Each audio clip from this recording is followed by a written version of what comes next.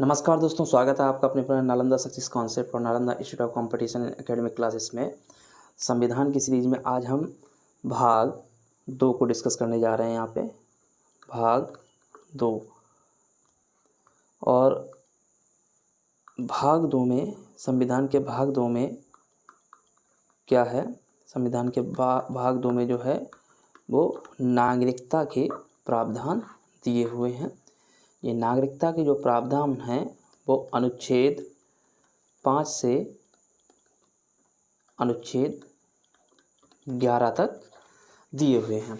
आज हम इन्हीं अनुच्छेदों के संदर्भ में इसके विभिन्न आयामों को यहाँ पर डिस्कस करेंगे, आपके साथ इस पर चर्चा करेंगे। तो सबसे पहली बात जो है जो हम यहाँ पे क्लियर कर देना चाहते हैं कि नागरिकता जो भाग 2 में उल्लिखित है, ये नागरिकता जो है संविधान लागू होने यानी कि 26 जनवरी 1950 की टाइमलाइन के अकॉर्डिंग ये बताता है कि 26 जनवरी 1950 को या इससे पहले कौन व्यक्ति भारत का नागरिक होगा और कौन नहीं होगा, या कह सकते हैं कि संविधान लागू होने पर या उससे पहले कौन व्यक्ति भारत का नागरिक होगा या नहीं होगा। इस दिन क्या हुआ था, संविधान लागू हुआ था और इस संविधान लागू होने पर या उससे पहले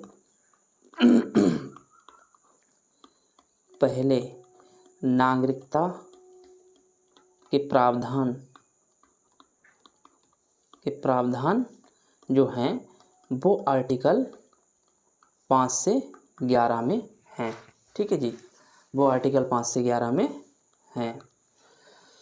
ठीक है, इसके बाद संविधान लागू होने के बाद कौन नागरिक है कौन नहीं, ये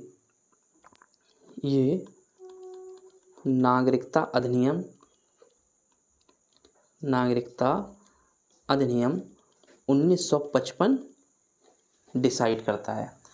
यानी कि संविधान लागू होने के बाद कौन व्यक्ति नागरिक है और कौन नहीं, या कोई व्यक्ति कैसे नागरिकता प्राप्त कर सकता है, या किसी भी व्यक्ति की किस प्रकार से नागरिकता का विलय या सृजन हो सकता है या उसकी नागरिकता को छीना जा सकता है। तो ये सारी चीज़ें दोस्तों नागरिकता अधिनियम 1955 डिसाइड करता है। चलिए बिना देर किए हुए हम अपनी क्लास को आगे बढ़ाते हैं और आज यहाँ पे हम देखते हैं कि पहला अनुच्छेद क्या कहता है, यानी कि आर्टिकल 5 क्या कहता है। यहाँ पे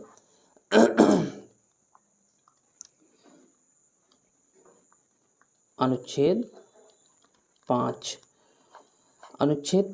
यहाँ पे कहता है कि यदि जो नागरिकता है वो अधिवास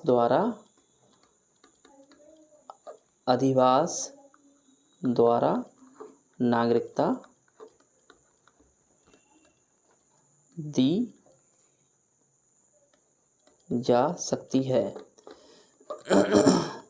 ठीक है, दूसरी चीज़ ये अधिवास है क्या दोस्तों। तो अधिवास शब्द जो है वो संविधान में परिभाषित नहीं है। ठीक है, लेकिन इस शब्द को परिभाषित किया है हमारे सुप्रीम कोर्ट ने। तो इस शब्द को जो परिभाषित किया है वो D P Joshi versus Madhya Bharat. Just a minute, D P Joshi versus Madhya Bharat.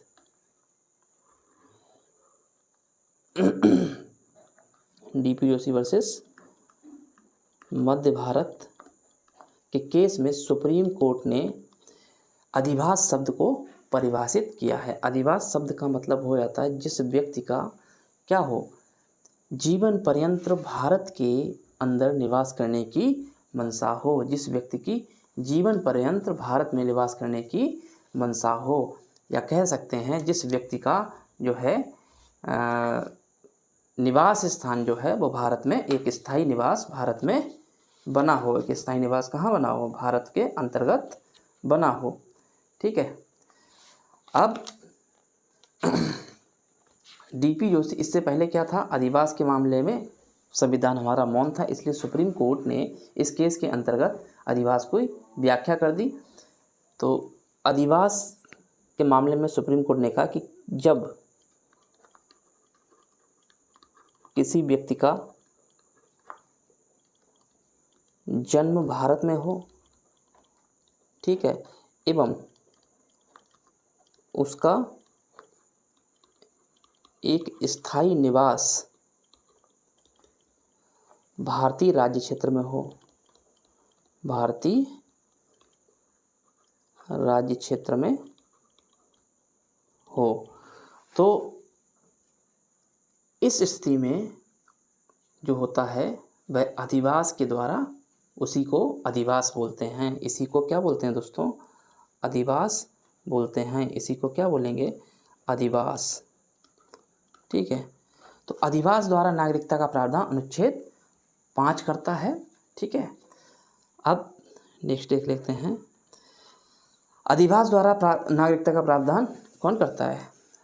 5 करता है। तो अनुच्छेद 5 के अनुरूप जो है, अनुच्छेद 5 के अनुसार जो है और क्या क्या प्रावधान है यहाँ पे, उन पे डिस्कस कर लेते हैं। अनुच्छेद 5 के और क्या क्या प्रावधान हैं उनके डिस्कस कर लेते हैं। देखो, पहला तो है जिस कि व्यक्ति का अधिवास का मतलब क्या? व्यक्ति का जन्म हुआ हो, व्यक्ति का जन्म भारतीय राज्य क्षेत्र में हुआ हो, राज्य क्षेत्र में हुआ हो। दूसरा प्रावधान बन सकता है कि इसके माता पिता में से किसी का जन्म क्या हो? भारत में हो, माता या पिता में से किसी एक का जन्म कहाँ हो? भारत में। ठीक है। तीसरा प्रावधान क्या हो सकता है कि जो संविधान प्रारंभ होने से ठीक पहले कम से कम 5 वर्ष तक भारत का मामूली तौर पे निवासी रहा हो। जो संविधान प्रारंभ होने से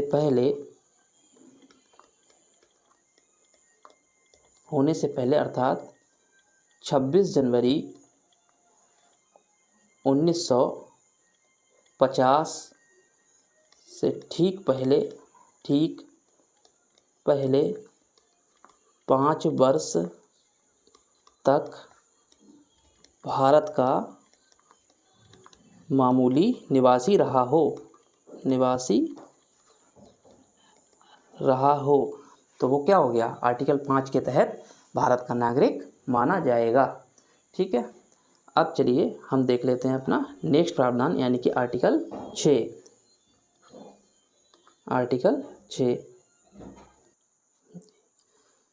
तो यहाँ पे हम देख लेते हैं अनुच्छेद 6। अनुच्छेद 6 कहता है कि कोई भी व्यक्ति जो पाकिस्तान से भारत आया है तो उसके लिए एक टाइमलाइन डिसाइड की गई। वो क्या टाइमलाइन डिसाइड की गई? 19 जुलाई। क्या डिसाइड की गई? 19 जुलाई 1948। 19 जुलाई 1948 ये टाइमलाइन डिसाइड की गई। और इसके कहा गया कि इससे पहले 19 जुलाई 1948 से पहले यदि कोई व्यक्ति पाकिस्तान से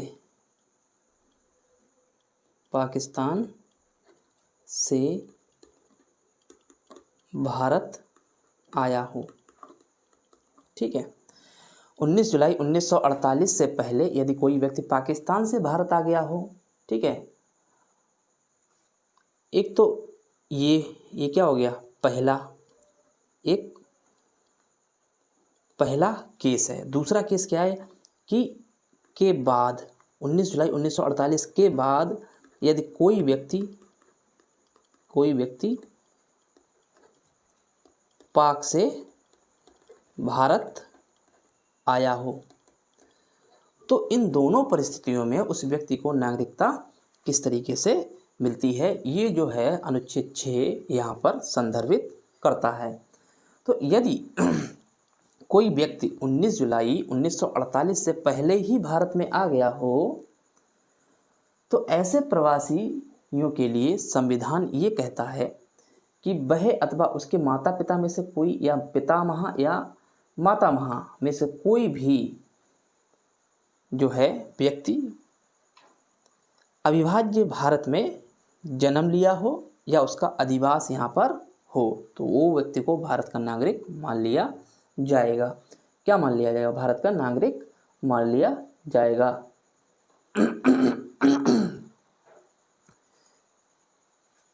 तो पहले केस के लिए कितनी शर्तें हैं? 2 शर्तें हैं। ये दोनों शर्तें अगर कोई पूरी करता है तो वो व्यक्ति भारत का नागरिक माना जाएगा। पहली शर्त क्या है? यदि उस व्यक्ति या उसके माता पिता या उसके माता पिता, ठीक है, माता पिता में से कोई या पितामहों में से कोई या दादा या दादी में से किसी एक का जन्म अविभाज्य भारत में हुआ हो। ठीक है, यानी कि संविधान लागू होने से पहले, यानी कि देश का बंटवारा होने से पहले यदि किसी व्यक्ति या उसके माता पिता में से किसी एक का या उसके दादा दादी में से किसी एक का जन्म अगर अविभाज्य भारत में होता है तो वो व्यक्ति क्या है? भारत का नागरिक माना जाएगा। दूसरी शर्त दोस्तों क्या है कि यदि जो व्यक्ति है 19 जुलाई 1948 के बाद जो है वो पहले भारत आ गया और तब से लगातार भारत में रह रहा हो। यदि व्यक्ति 19 जुलाई 1948 से लगातार भारत का क्या हो? निवासी हो, तो इन 2 शर्तों को पूरी करने पर ये जो स्थिति 1 है वो वाला व्यक्ति क्या हो जाएगा? भारत का नागरिक हो जाएगा। अब स्थिति 2 को अगर हम देखें, कंडीशन 2 में क्या है? जब कोई व्यक्ति 19 जुलाई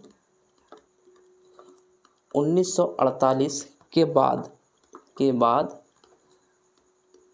पाक से भारत आया हो, यानी कि पाकिस्तान से भारत आया हो, तो वह भारत की नागरिकता कैसे प्राप्त करेगा? तो उस भाई साहब को क्या करना पड़ेगा? इन भाई साहब को करना क्या पड़ेगा कि पहले तो इनको आवेदन देना होगा। पहले क्या? नागरिकता हेतु आवेदन करना होगा कि भाई साहब हम आपके देश की नागरिकता ग्रहण करना चाहते हैं। और दूसरा क्या है? आवेदन देने से पहले, यानी कि आवेदन जिस डेट को दिया है उस डेट से पहले आवेदन देने की तिथि से पहले 6 माह तक भारत में निवास किया हो। अदरवाइज बेस क्या हो सकता है कि आप हमारे देश की नागरिकता लेना क्यों चाहते हैं? 6 माह तक अगर ये व्यक्ति भारत में रहा है तो भारत की आबो हवा को वो अच्छे से समझ चुका है, यहाँ के कल्चर को अच्छे से समझ चुका है, उसको पसंद आया है, तो इसीलिए वो आवेदन करके भारत की नागरिकता प्राप्त करना चाह रहा है। तीसरा क्या है कि अमुक व्यक्ति, जो व्यक्ति 19 जुलाई 1948 के बाद पाकिस्तान से भारत आया है, तो वह व्यक्ति भारत सरकार द्वारा नियुक्त अधिकारी द्वारा नागरिक के रूप में पंजीकृत कर लिया गया हो। भारत सरकार द्वारा नियुक्त अधिकारी द्वारा नागरिक के रूप में पंजीकरण कर लिया गया हो। तो इन तीनों शर्तों को पूरा करने पर वह व्यक्ति भी भारत का नागरिक माना जाएगा जो 19 जुलाई 1948 के बाद भारत में आया था। या ठीक है, अब जो है हम अपने जो नेक्स्ट अनुच्छेद है यानी कि अनुच्छेद 756 के बारे में हम डिस्कस कर चुके हैं। अनुच्छेद 7 जो है वो ये कह रहा है कि कोई भी व्यक्ति जो पहले तो भारत से पाकिस्तान चला गया और अब वह पुनः भारत में आना चाहता है, उसे पाकिस्तान में किसी कारणवश अच्छा नहीं लगा, तो उस व्यक्ति को नागरिकता कैसे मिल सकती है दोस्तों। तो इस अनुच्छेद में भी एक टाइमलाइन डिसाइड है, मार्च 1947। टाइमलाइन क्या डिसाइड है, 1 मार्च 1947। तो दोस्तों इसमें लिखा हुआ है अनुच्छेद 7 ये उपबंध करता है कि जिस व्यक्ति ने 1 मार्च 1947 के पश्चात पाकिस्तान में प्रव्रजन किया हो, एक पाकिस्तान को चला गया हो, वो पाक में चला गया। अब भाई साहब पाकिस्तान तो चले गए, लेकिन 1 मार्च 1947 को ये भारत से पाकिस्तान तो चले गए, लेकिन अब उन्हें पाकिस्तान में उनका मन नहीं लग रहा है, पाकिस्तान में उनको अच्छा नहीं लग रहा है, तो वह व्यक्ति भी भारत की नागरिकता किस प्रकार से ले सकता है, ये प्रावधान अनुच्छेद 7 बड़ी अच्छी तरीके से यहाँ पे समझाता है। तो सीधी सी बात है, यहाँ कहा गया है कि चला गया और अब क्या हो, पुनः भारत आया, पुनः भारत की नागरिकता लेना चाहता है, पुनः भारत की नागरिकता लेना चाहता है, तो इसके लिए कुछ प्रावधान किए गए हैं, कि वह व्यक्ति अनुच्छेद 6 की सारी शर्तों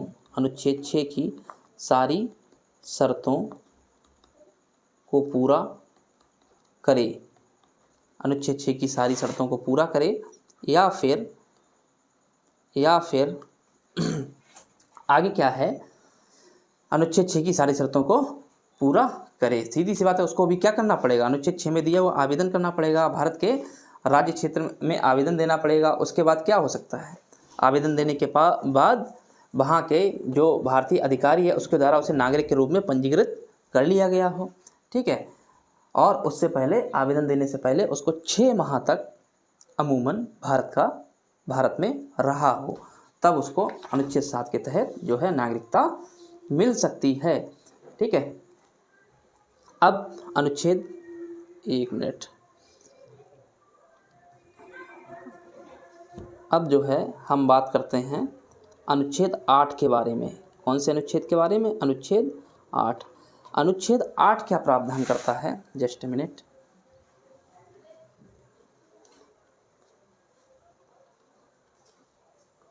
एक मिनट, ओरिएंटेशन को थोड़ा सही कर लेता हूँ मैं यहाँ पे।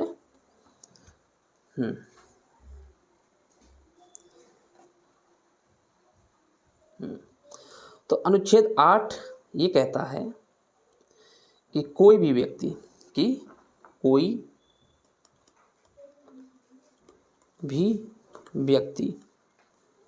जो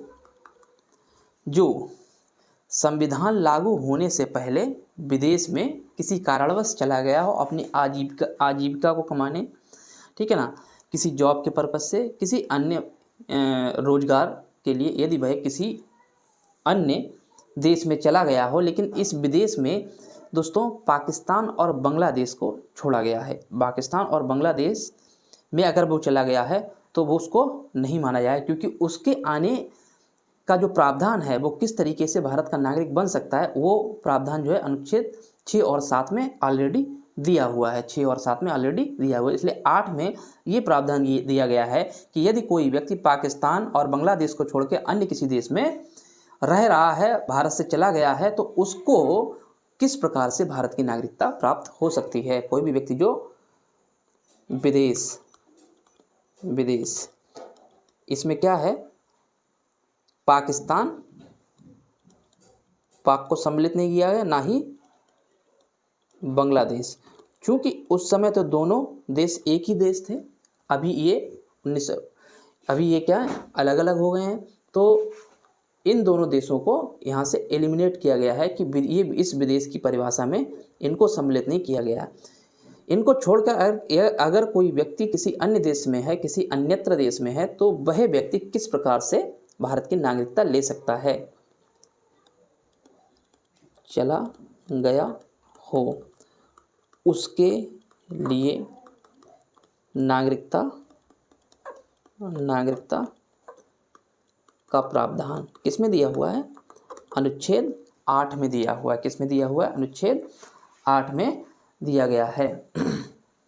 अनुच्छेद 8 में परिभाषित किया गया है, ये सारगर्भित किया गया है कि कोई व्यक्ति या उसके माता पिता में से कोई जो भारत शासन अधिनियम 1935 के भारत यानी कि अविभाज्य भारत, 1935 में भारत का बंटवारा नहीं हुआ था, इसलिए कहा गया है कि 1935 के भारत में, ठीक है ना, परिभाषित भारत के बाहर किसी देश में रहा हो और यदि वह निम्नलिखित शर्तों को पूरा कर ले तो वह भारत का नागरिक मान लिया जाएगा। वो शर्तें क्या है कि वह भारत के नागरिक के रूप में पंजीकृत कर लिया गया हो।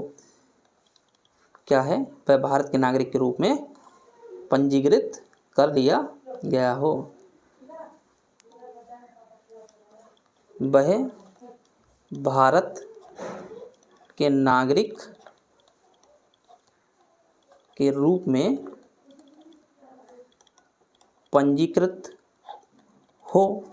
दूसरा क्या है दोस्तों, दूसरा क्या है यहाँ पे कि यह पंजीकरण भारत के राजनयिक, यानी कि दूसरा क्या है कि देखिए वह जिस भी देश में है वहाँ भारत का राजदूत होगा, वहाँ भारत का एक एम्बेसडर होगा, ठीक है ना।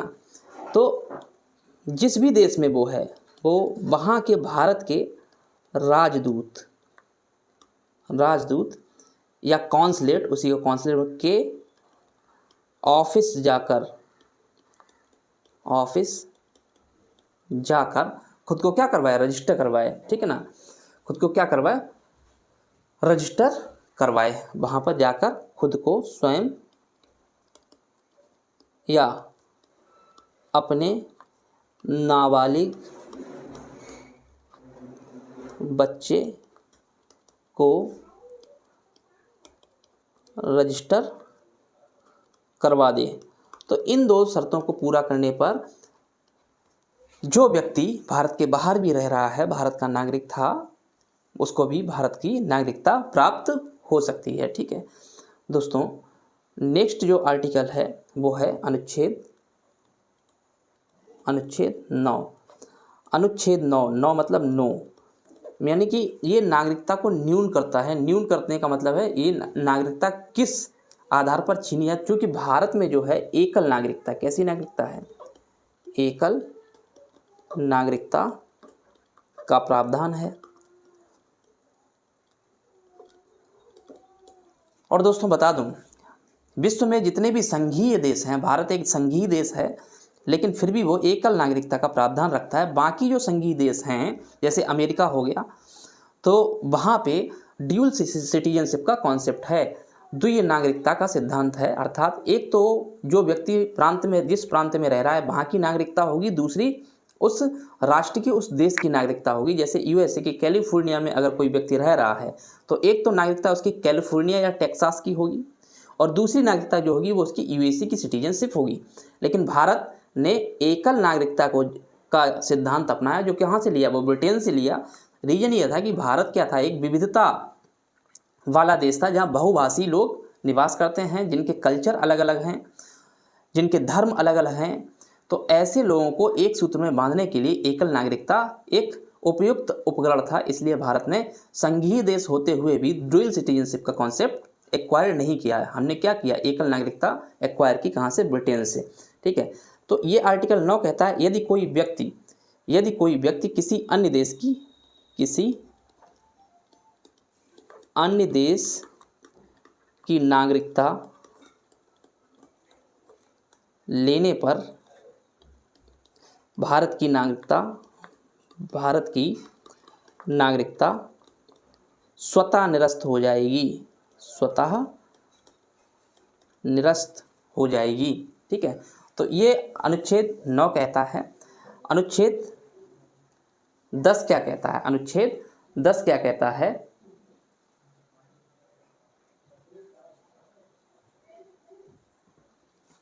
ठीक है, अनुच्छेद 10 क्या कहता है?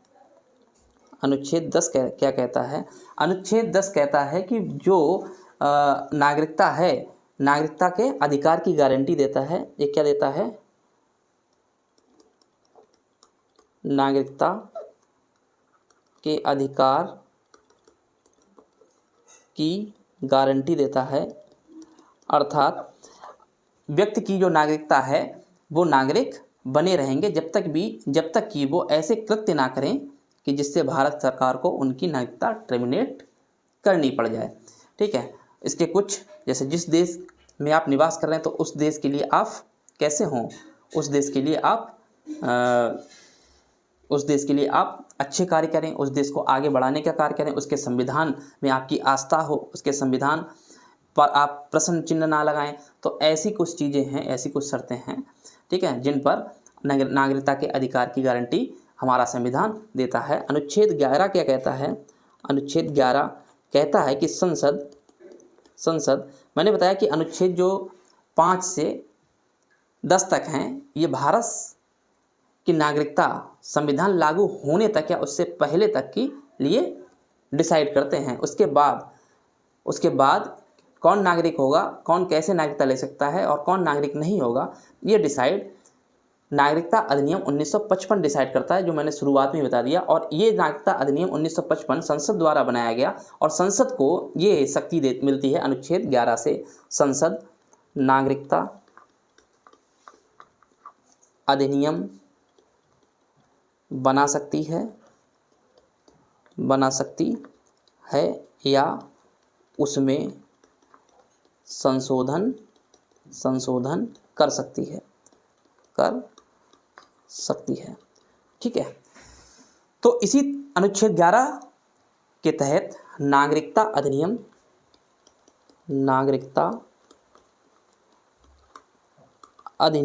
1955 का निर्माण हुआ, जो संविधान लागू होने के बाद यानी कि 26 जनवरी 1950 के बाद कौन नागरिक होगा और कौन नहीं होगा ये डिसाइड करता है। चलिए दोस्तों, हमारा जो भाग 2 था वो यहाँ पर पूरा होता है। और एक जो अन्य चीज़ है जो इम्पॉर्टेंट है उसको भी मैं बता देता हूँ कि नागरिकता अधिनियम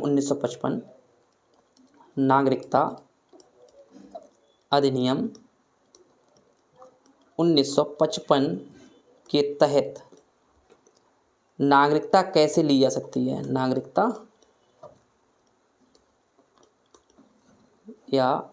लेने के प्रावधान। किसके प्रावधान? नागरिकता लेने के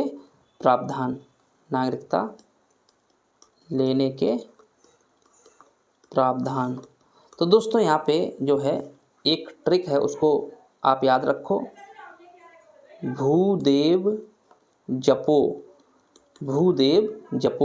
अब भूदेव जपो यहाँ पे क्या है कि भू मतलब जब क्या हो, किसी अन्य भारतीय राज्य क्षेत्र के बाहर की भूमि का अर्जन कर ले हमारा देश, तो क्या होगा? भूमि अर्जन से क्या नागरिकता उस व्यक्ति को स्वतः मिल जाएगी। जैसे फॉर एग्जांपल हम बांग्लादेश की ज़मीन को एक्वायर कर लें, उसका अर्जन कर लें, वो हम ऐसे नहीं कि हम जाके उस पर अटैक करके उसको ज़बरदस्ती मिला लें।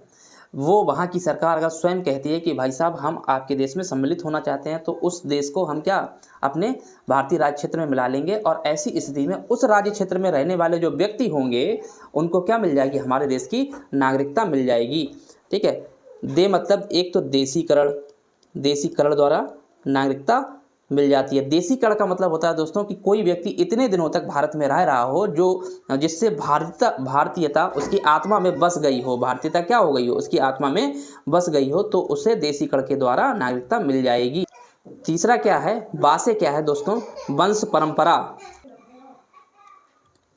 वंश परंपरा, वंश परंपरा आपको पता ही है कि किसी भी व्यक्ति के माता पिता, उसके पितामही या मातामही में से किसी एक का जन्म कहाँ हुआ हो, भारत में हुआ हो, तो उसे वंश परंपरा के नाम पर क्या हो जाएगी, नागरिकता भारत की मिल जाएगी। जा से मतलब जन्म से नागरिकता, जन्म यहाँ हुआ हो, जन्म से नागरिकता, जन्म भारतीय राज्य क्षेत्र में हो गया हो तो उस व्यक्ति को भारत का नागरिक मान लिया जाएगा। पा मतलब पंजीकरण, पंजीकरण द्वारा नागरिकता। तो दोस्तों इन 5 आयामों से, इन 5 आयामों के तहत नागरिकता अधिनियम 1955 भारत की नागरिकता देता है। चलिए आज जो हमने नागरिकता के संबंधित जितने भी प्रावधान बताए हैं वो बहुत ही इंपॉर्टेंट है। यहाँ से क्वेश्चन अगर आएगा नागरिकता से तो यहीं से आपसे पूछ लिया जाएगा, इससे बाहर क्वेश्चन नहीं जाएगा। अब अगले सेशन में जो है हम मूल अधिकारों पर चर्चा करेंगे और आपको पता है आर्टिकल 1 से 51 महत्वपूर्ण रहते हैं और इन 51 आर्टिकल में से हर एक एग्जाम में 1 से 2 क्वेश्चन पूछा ही जाता है। तो दोस्तों इन क्लासों को अभी मिस ना करें और मेरा सजेशन होगा जो लोग पेट की तैयारी कर रहे हैं वो तो बिल्कुल ही ना करें। संविधान यहाँ से आपका ना कि पेट वरन सभी एग्जामों के लिए अच्छा तैयार हो जाएगा। चलिए दोस्तों मिलते हैं अपने अगले सेशन में, तब तक के लिए नमस्कार।